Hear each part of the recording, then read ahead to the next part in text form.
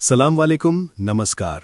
Special technical service की ओर से आप सभी का स्वागत है हमारे 2026 के summer safety campaign heat stress management में। गर्मियां आ गई हैं और अपने साथ लेकर आती हैं कुछ खास तरह की चुनौतियां।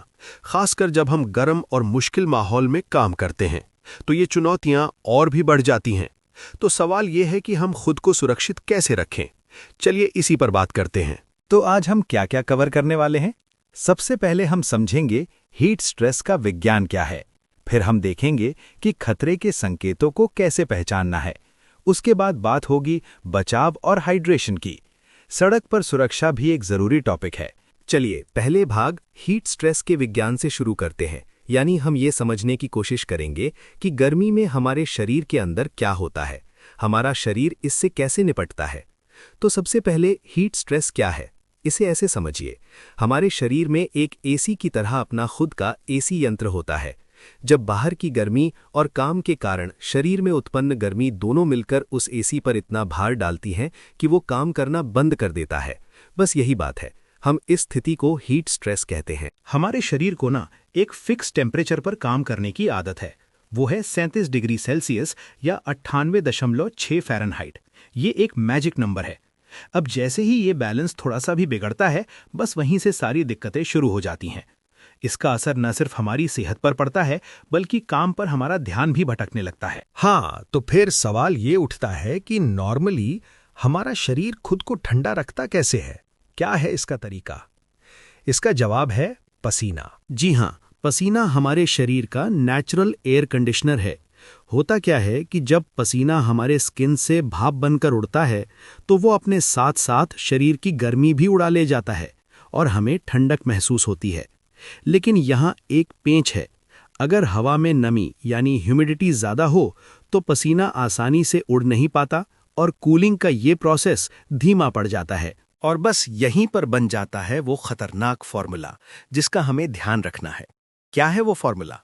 बहुत सिंपल है।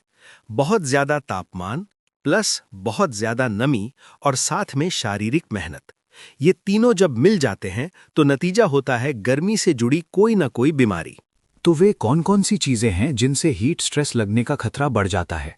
कुछ तो साफ हैं, जैसे कि माहौल, मतलब तेज गर्मी और ह्यूमिडिटी। कुछ चीजें तो पर्यावरण से जुड़ी होती हैं, जैसे कि तेज गर्मी और नमी। वहीं कुछ चीजें हमारे काम से संबंधित होती हैं, जैसे कि बहुत मेहनत करना या फिर हमारे द्वारा पहने जाने वाले व्यक्तिगत सुरक्षा उपकरण पीपीई के कारण गर्मी बढ़ सकती है। और हाँ, कुछ चीजें हमारी अपनी होती हैं, जैसे कि शरीर में पानी की कमी यानी डिहाइड्रेशन, और कुछ पर्सनल आदतें जैसे कुछ खास दवाइयाँ लेना या शराब पीना भी रिस्क को बढ़ा सकता है। ठीक है, तो अब हमें ये तो पता चल गया कि खतरा किन चीजों से है। तो अब अगला और शायद सबसे जरूरी कदम है खतरे के संकेतों को पहचानना। ये जानना कि कब मामला सिर्फ मामूली है और कब वो एक मेडिकल इमरजेंसी बन चुका है। और इस बात को एकदम गांठ बांध लीजिए, हीट स्ट्रोक कोई छोटी बात नहीं है। ये एक जानलेवा मेडिकल इमरजेंसी है। इसे जरा सा भी हल्के में लेने की गलती नहीं करनी है। तो यहाँ दो चीजें हैं, हीट एग्जॉशन और हीट स्ट्रोक। इनमें फर्क समझना बहुत बहुत जरूरी है। देखिए, हीट एग्जॉशन में आपको बहुत ज्यादा पसीना आएगा, स्किन ठंडी और चिपचिपी महसूस होगी। लेकिन हीट स्ट्रोक एकदम उल्टा है। इसमें शरीर का तापमान बहुत ज्यादा, मतलब 104 डिग्री फ़ारेनहाइट और 40 डिग्री सेल्सियस से भी ऊपर चला जाता है। स्किन एकदम गर्म और सूखी हो जाती है, पसीना आना बंद हो जाता है और इंसान कंफ्यूज्ड हो सकता है या बेहोश भी हो सकता है।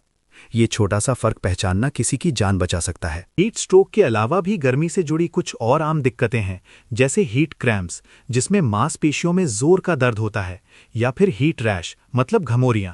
सनबर्न तो हम सब जानते ही हैं, और डिहाइड्रेशन यानी शरीर में पानी की कमी। अच्छी बात यह है कि इनका फर्स्ट एड काफ़ी सीधा साधा है। थोड़ा छांव में आराम करें, इलेक्ट्रोलाइट्स वाले ड्रिंक्स पिएं और त्वचा को साफ और सूखा रखें। और अगर खुदा न खास्ता किसी को हीट स्ट्रेस हो ही जाए तो हमें क्या करना है? ये स्टेप्स याद रखें। सबसे पहले उस इंसान को फौरन किसी ठंडी छांव वाली जगह पर ले जाएं। दूसरा, तुरंत मदद के लिए कॉल करें।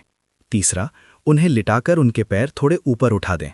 चौथा, उनके कपड़े ढीले करें और पंखे से या गीले कपड़े से उन्हें ठंडा करने की कोशिश करें। पांचवा, अगर वो होश में हैं तो उन्हें थोड़ा थोड़ा ठंडा पानी पिलाएं। छठा और सबसे ज़रूरी, जब तक मेडिकल हेल्प नहीं आ जाती उनके साथ ही रहें। कहते हैं ना, इलाज से बेहतर बचाव है। तो अब बात करते हैं कि हम इस मुसीबत को आने से रोक कैसे सकते हैं। और इसकी जो पहली और सबसे मजबूत दीवार है वो है प्रिवेंशन और सही हाइड्रेशन। इसलिए सुरक्षित रहने के लिए आपको कुछ अच्छी आदतें अपनानी होंगी, जैसे धीरे धीरे अपने शरीर को गर्मी का आदी बनाएं, काम के बीच में नियमित रूप से ब्रेक लेकर छांव में बैठें। जो ज्यादा मेहनत वाला काम है उसे दिन के ठंडे हिस्से में करने की कोशिश करें। कम से कम 8 घंटे की नींद लें और हाँ, अपने आसपास के सहकर्मियों पर नजर रखें। अगर आपको किसी में भी कोई लक्षण दिखाई दे तो तुरंत इसकी सूचना दें। अब हम कैसे जानेंगे कि हमारे शरीर में पानी की कमी है? इसका एक बहुत ही आसान तरीका है, ये यूरिन कलर चार्ट। रूल बहुत सिंपल है, रंग जितना हल्का मतलब आप उतने ही हाइड्रेटेड हैं। अगर रंग गहरा पीला होने लगे तो ये एक सिग्नल है कि अब और पानी पीने का टाइम आ गया है। लेकिन एक सवाल आता है, क्या सिर्फ पानी पीते रहना काफी है? देखिए, जब हमें पसीना आता है तो शरीर से सिर्फ पानी नहीं निकलता, उसके साथ साथ बहुत ज़रूरी मिनरल्स भी निकल जाते हैं, जिन्हें हम इलेक्ट्रोलाइट्स कहते हैं। और ये इलेक्ट्रोलाइट्स हमारे शरीर का लिक्विड बैलेंस, ब्लड प्रेशर और मसल्स को ठीक से काम करने के लिए बेहद ज़रूरी हैं। और बस इसी कमी को पूरा करने के लिए है इलेक्ट्रोलाइट्स। इसका काम ही यही है कि पसीने के साथ जो भी जरूरी इलेक्ट्रोलाइट्स निकल गए हैं उन्हें शरीर में वापस भरें। और ये काम वो सिर्फ सादे पानी के मुकाबले कहीं ज्यादा तेजी से और असरदार तरीके से करता है। चलिए, तो काम की जगह पर हमने सुरक्षा की बात कर ली, लेकिन गर्मी का खतरा सिर्फ वहीं तक सीमित नहीं है। जब हम सड़क पर होते हैं तब भी बहुत सावधान रहने की जरूरत है। तो अब बात करते हैं गर्मी में ड्राइविंग सेफ्टी की।